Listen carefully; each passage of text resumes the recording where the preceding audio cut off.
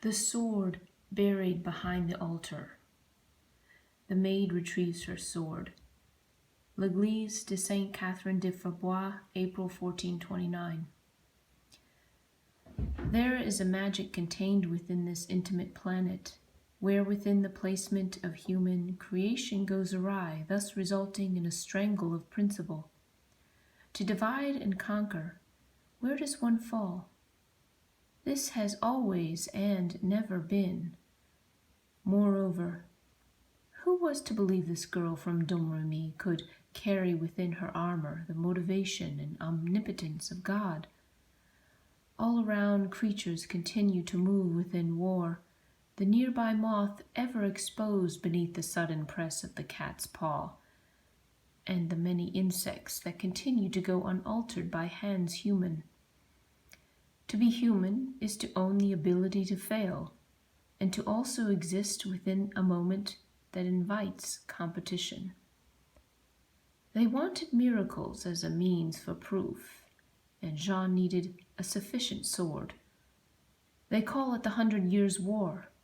I wish we could number them, one wise fool spoke to another. Number what? The years? Another asked.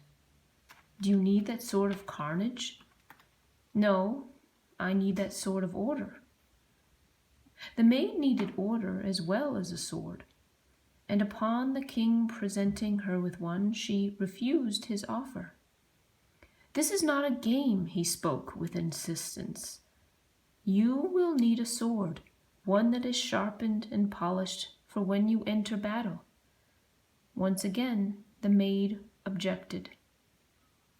I need one that is divine, she said, one that holds the command of God as well as the plight of Saint Catherine. I don't understand. Please. I beg you, sire, the maid began. I must inform you that there is a sword buried in the honor of Saint Catherine. I know it is there. The voices have confirmed this. I am afraid I am unaware of what sword you speak of, the king replied. It lives behind the altar in the chapel of Saint Catherine de Fierbois. The sword to which the maid was referring had once belonged to Charlemagne's grandfather, Charles Martel. There, those knights retiring from battles would bury their swords as an honoring gesture to Saint Catherine of Alexandria, who was beheaded for her religious defiance and also for refusing the emperor's hand. Indeed, upon the search, the sword was located where the maid's voices indicated.